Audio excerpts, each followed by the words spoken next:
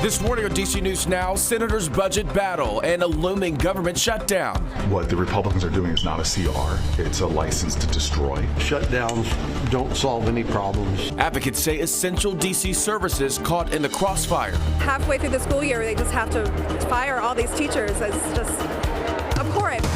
Cooler weather continues into Friday. Meteorologist Jackie Layer tracking temperatures in the lower 60s, while the weekend is warmer with storm chances Sunday.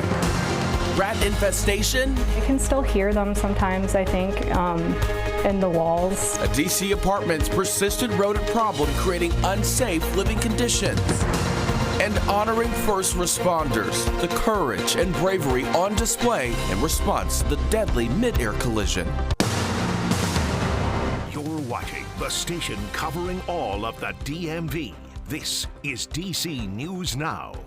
Well, good morning, and thanks for starting your Friday with us here on DC News Now. I'm Tanaya Wright. Good morning to you. Happy Friday. I'm Corey James. John Marie Sasay in for Shanika Grimshaw this morning. Keep an eye on those roads. So the latest in just a second for you to get you out the door. Jackie's also helping you prepare with the forecast today. Yeah, I mean, out there this morning, starting off with a little bit of that cloud cover. So if you try to peek outside and get a glimpse of that total lunar eclipse, it was a little tough, especially if you are along and east of the I-95 corridor areas back out towards the west. Saw a little bit of a better idea back out that way. But yeah, right now we do have that low pressure continuing to push its way off the coast. So eventually we will see that continue to move its way out. Looks like my graphics are not working this morning right now. So anyway, we're just going to hold it on this satellite and radar until the next weather hit. But right now, I do want to toss it over to Yamari with the very latest on those roadways. How's traffic? Yeah, good morning. Traffic is moving pretty smoothly this morning. Taking a look at I-495 East near Route 29. As you can see, no issues right there. Everything is moving pretty easily right now this morning. And also with looking at the bigger picture, inner loop and outer loop, those are looking pretty green as well this morning. There is just one crash going towards the Virginia side, now Dale City southbound. There is an accident there, but it's not causing any delays this morning. Back to you guys. All right, Emily, thank you. Senate Democratic leader Chuck Schumer says he will vote to keep the government open, signaling he is ready to consider the House Republican government funding bill. The budget battle on Capitol Hill continues another day as Congress is running out of time before the midnight deadline to that government shutdown. Our Tosin Fakile is back on Capitol Hill this morning following all the budget talks, and Tosin, the clock is ticking for lawmakers, now down to less than 20 hours. Yeah, 19 hours till midnight government shutdown unless Congress does something. The House Republican continuing resolution has been with the Senate since Wednesday. There's been a lot of back and forth, a lot of Democratic senators saying they're not going to vote for that bill. But yesterday, Chuck Schumer signaling, making a sign that he might vote for that CR. Take a listen. I believe it is my job to make the best choice for the country, to minimize the harms to the American people. Therefore, I will vote to keep the government open and not shut it down. And it didn't necessarily come as a shock to some Democrats. Schumer told Democrats privately during a closed-door lunch about the decision before announcing it. And this Republican CR has several implications, including a $1 billion cut to D.C.'s budget, an impact city leaders say will mean major cuts to D.C.'s public safety and schools. A group, Free D.C., along with parents and kids, were at the Hart Building yesterday calling for senators to say no to this continuing resolution. If you cut us off, you're cutting off your future. What worries me is that the first groups that would be cut would probably be like special ed teachers. I have 2 kids who are on an IEP. Going on the Hill was very intentional because we know that we needed to educate members specifically on D.C. and the effect that the CR would have had specifically on D.C. If there are amendments that need to be made to protect specific foes, specific cities, specific agency, like let's go back to the drawing board. Now, I do want to point out that D.C.'s budget is funded by local tax-paying dollars. So this $1 billion cut necessarily isn't going to save the federal government any money. That money does not go back to D.C.'s budget. Again, that deadline, midnight, something has to be done or the government will shut down. Coming up in the next hour, you'll hear which DMV senator put up an amendment to what's up on the Senate floor to try to help limit that impact on D.C. That's the impact coming up in just a little bit. But for now, we're live outside Capitol Hill. I'm Tosin Fakile. Back to you. Thank you, Tosin. And without a budget in place tonight, all non-essential federal workers will be furloughed. There's also $30 billion in agricultural funding that will be stripped from farmers, and another $30 million that was slated to help expand internet services for rural communities.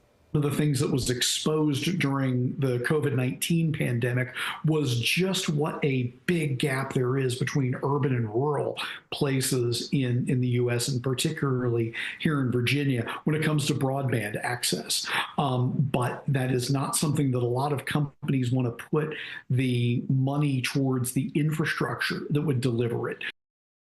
The longest government shutdown was 35 days from December 2018 to January 2019 during Trump's first term. Time right now, 5:05. Immigration and Customs Enforcement says they've made more than 200 arrests in Northern Virginia. Virginia State Police and U.S. Customs and Border Protection partner with ICE to make those arrests. ICE agents say they were targeting gangs and repeat offenders. ICE says they will continue to work tirelessly to dismantle gangs and other criminal organizations in Northern Virginia.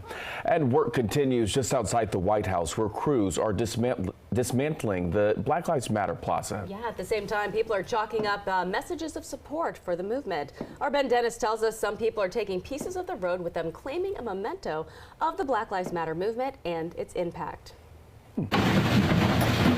Road ripped up. Yellow block letters spelling out Black Lives Matter, now crumbling scoops of debris being hauled off. It is sad. It's real sad. Things are being wiped away too quickly. After the GOP-controlled Congress threat to block millions of dollars to D.C. if the mural was not removed, work to get it done continues for a fourth day. Meantime, messages of support have been written with various colors of chalk on the sidewalk. Scrape us away, you try to erase us, we'll just move it and we'll keep going and make it louder. It may start a little subtle, but it's going to grow and grow and grow. It's just a plaza, but there's more to it, I think. JC walks away from 16th Street with a piece of the mural, a memento to her. Because I think it's important. Black lives will always matter no matter if this plaza's here or not. What do you think about the message now being spilled over into the sidewalk? I think it's beautiful. I mean, it still matters to people. Replacing the plaza is expected to run several weeks. As of today, both Google and Apple Maps continue to recognize the existence of Black Lives Matter Plaza. We recently caught up with Kiana Jones after word her 5-year-old mural would be no more. This was a time in history that cannot be erased. So it may not be here, but the time that happened, and that can't be erased. And that was our Ben Dennis reporting there. We reached out to the District of Columbia Republican Party for their thoughts on the plaza removal. Right now, we're waiting to hear back. As for the price of the renovation, D.C.'s Department of Transportation says it will cost the district $610,000 and will be paid from funding already set aside, including to maintain the plaza. And continuing coverage of the mass firing of federal workers this morning, 2 federal judges now ordering the Trump administration to rehire thousands of probationary workers previously let go. Both judges separately found legal problems with the ways the mass layoffs were carried out. Now, at least temporarily, the employees must be brought back on the job. The White House is already appealing the ruling, saying it will fight back against the absurd and unconstitutional order. And Maryland's Attorney General joining a coalition of attorneys who are suing the Trump administration over dismantling the U.S. Department of Education. The coalition of attorney generals wants the courts to intervene to stop the agency from being abolished. They say the administration's actions are illegal and unconstitutional. Attorney General Anthony Brown says it could lead to larger class sizes, a loss of critical resources, and fewer services for students who have disabilities. And Virginia students could also pay the price as President Trump making good on his promise to dismantle the education department. Data shows the Commonwealth gets about $2.6 billion a year in federal funding for its schools. That is 11% of the budget. Some congressional leaders say losing that money would be a huge hit for students with disabilities, low-income families, and college students with Pell Grants. But those who support President Trump's efforts say federal dollars can come with strings attached, which can limit how schools use the funds. School would have been much better off if the Department of Education just said, you know, you have 98% kids on free and reduced meals, low income. Take this money and just report back on the results that you're getting. I am already hearing from my partners in state and local government, they can't make up the difference. While the president can gut the agency, it would take an act of Congress to fully get rid of the Education Department. And happening now, there's a debate at George Mason University over the Virginia school's anti-Semitism resolution. According to Fairfax Now, opponents are concerned the policy could restrict free speech on campus. Board members approved the policy, calling the words Zionism and Zionist as discriminatory if they're used in place of Jewish or Israeli. But some members say it's unfair to pro-Palestinian protesters. The Trump administration is threatening funding cuts to universities, not cracking down on what it considers anti-Semitism. Many schools, however, have already put in new rules after last year's protest. And all aboard the Metro, WMATA says the rail service set another record with the number of trips this week. Pentagon Station had its busiest day since 2020 on Tuesday, with more than 24,000 rides. It comes as more federal workers have been ordered back to the office.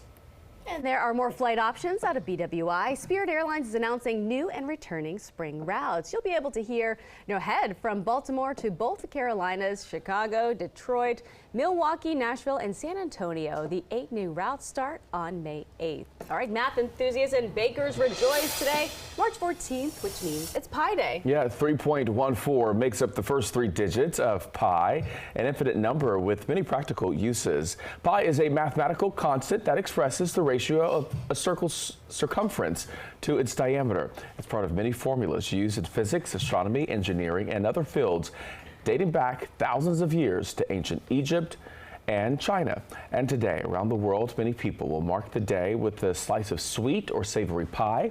In 2009, Congress designated every March 14th to be the big day to hopefully spur more interest in math and science. Yeah, and pie. And pie.